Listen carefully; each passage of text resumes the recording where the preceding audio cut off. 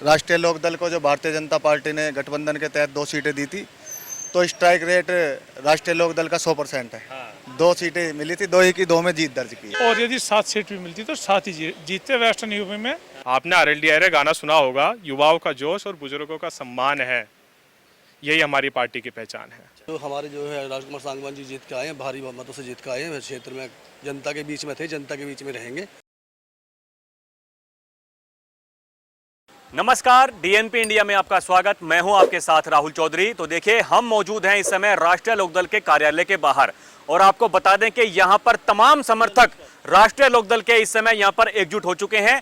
दोनों के दोनों जो कि अभी सांसद बने हैं, डॉक्टर राजकुमार सांगवान बागपत से लगभग 1,60,000 वोटों से उन्होंने जीत दर्ज की है और बिजनौर से जो सांसद बने हैं, आपको बता दें चंदन चौहान, 37,000 से ज्यादा वोटों से उन्होंने जीत दर्ज की है।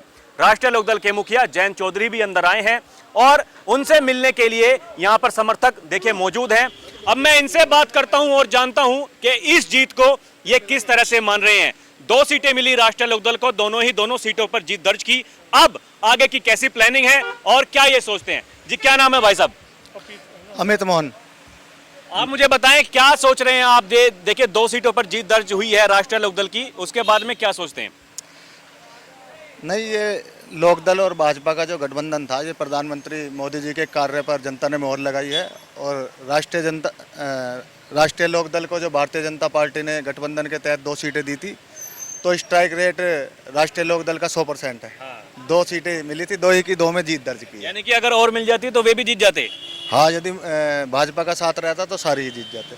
चलिए ठीक है। आपका नाम क्या भाई साहब? परवेज नाम है भाई। आप क्या सोचते हैं चुनाव के नतीजों के बाद में, किस तरह से देख रहे हैं?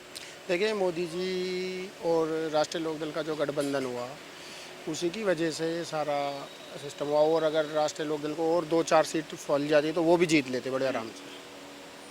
तो मतलब अभी जिस तरह से जो स्ट्राइक रेट कह रहे हैं आपकी 100% का पूरा स्ट्राइक रेट है, उससे खुश हैं? बिल्कुल बिल्कुल बिल्कुल बिल्कुल बिल्कुल। चलिए देखिए, आपका नाम क्या भाई साहब? पपीत प्रधान, 4 बार से प्रधान है और डॉक्टर राजकुमार सांगवान से करीबी संबंध है और उनके साथ रहना सहना रहता है ज़्यादातर। और यदि 7 सीट भी मिलती तो 7 ही जीतते वेस्टर्न यूपी में। और वेस्टर्न यूपी में बहुत ही जबरदस्त माहौल रहा। तो मतलब जो माहौल जो बता रहे हैं आपके, जबरदस्त जो माहौल रहा है, जाट एंड जो है गठबंधन के साथ रहा जो है पूरे तन मन धन से। और डॉक्टर साहब को बहुत जी जान से चुनाव लड़वाया जनता ने। नहीं, डॉक्टर साहब को तो मैंने देखा, डॉक्टर साहब तो एकदम एक तरफा तरीके से वो चुनाव जीते हुए नजर आए। लेकिन आप मुझे बताएं कि जो बाकी की सीट है, जो बीजेपी जहां पर चुनाव लड़ रही थी, तो वो भी तो जीतनी चाहिए थी। वहाँ पर कुछ न कुछ कारण रहे होंगे जो है, वो सब चीज़ जो है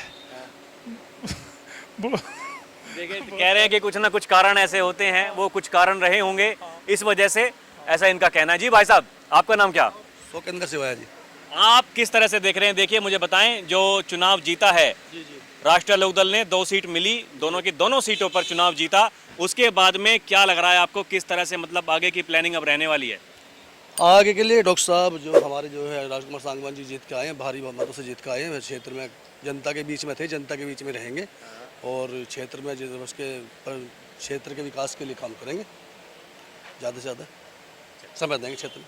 जी भाई साहब, आपका नाम क्या? आर्यन सिंह, राज्य स्तरीय शूटर, लॉ स्टूडेंट हूँ, फर्स्ट ईयर। आप मुझे बताएं, देखिए युवा हैं आप तो जी, इस जीत को किस तरह से देख रहे हैं आप, जब राष्ट्रीय लोकदल ने दोनों सीटों पर जीत दर्ज की है? ये जीत बागपत में और बिजनौर में हमारे निष्ठावान कार्यकर्ताओं की जीत है। हमारी पार्टी में जो ये युवा शक्ति का जो अभी एक उच्चारण हुआ है, उसकी जीत है। और हमने, आप देखिए कॉम्बिनेशन देखिए, माननीय चौधरी जयंत सिंह जी ने बुजुर्ग और युवाओं का क्या कॉम्बिनेशन दिया। अभी आपकी चंदन चौहान जी से बागपत, वो बिजनौर से जो अभी नवनिर्वाचित सांसद जी है, उनसे आपकी मुलाकात हुई। उन्होंने, आप देखिए इस कॉम्बिनेशन में यूथ को कितना एम्पावरमेंट कर रहे हैं जयंत चौधरी जी, इतनी कम उम्र में। अभी हाल फिलहाल में ही अभी विधायक बने थे चंदन जी, और अभी देखिए तुरंत मौका सांसद के तौर पे है। तो मैं तो ये कहता हूँ, इस पार्टी में जो युवा आ रहे हैं, उनको सांसद बनने का, विधायक बनने का मौका मिल रहा है। पिछले ही वर्ष जब जैन जी अभी राज्यसभा में इलेक्ट हुए थे, उसी टाइम उन्होंने एक बिल पास किया था कि भाई जब आप 21 साल का युवा मैरिज के लिए जा सकता है और तमाम चीज़ों के लिए जा सकता है, तो चुनाव क्यों नहीं लड़ सकता, मेंबर ऑफ पार्लियामेंट क्यों नहीं बन सकता। तो उनका जो बेसिकली मकसद है जयंत चौधरी जी का, वो है कि यूथ की जो एज अ रिप्रेजेंटेटिव की एज होनी चाहिए, पार्लियामेंट में हो किसी भी हाउस में हो, वो एक तरीके से कम हो, जिससे तभी हमारी देश एक युवा देश कहा तो जाता है, लेकिन परंतु हम संसद में देखते हैं ज़्यादातर, मैं ये नहीं कह रहा कि वे अनुभवी लोग नहीं हैं, वे अनुभवी लोग हैं, लेकिन युवा शक्ति को जानने के लिए, युवाओं की सोच को जानने के लिए एक यूथ का रिप्रेजेंटेशन होना ज़रूरी है। तो मेरे ख्याल से जैन जी खुद सेकंड यंगेस्ट पार्लियामेंट्रियन है, और शायद अभी लोकसभा से अभी चंदन चौहान जी बने हैं सेकंड या थर्ड यंगेस्ट, ये लोकसभा से पार्लियामेंट्रियन बन जाएंगे। यानी कि कहीं ना कहीं जो युवा वर्ग है उसको साथ में लेकर आकर के उनको साधने का, उनको आगे बढ़ाने का प्रयास किया जा रहा है। बिल्कुल आगे बढ़ाने का प्रयास किया जा रहा है। साधना तो एक तरीके से वो हो गया कि भाई आप की एक खाली मतलब की पॉलिटिक्स कर रहे हैं, जैसे कि विपक्ष में आपको देखा जा रहा है आज के डेट में कांग्रेस में क्या हो रहा है, युवा चेहरों को दबाया जा रहा है। उधर आप सचिन पायलट जी देखिए, राजस्थान में कुर्सी की लड़ाई थी, लेकिन यहाँ दोनों का सर्व सम्मान किया जा रहा है।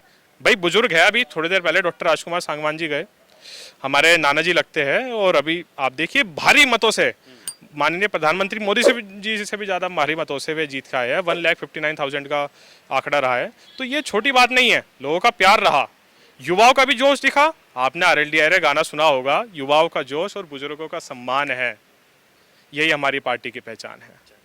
ठीक है सर, थैंक यू।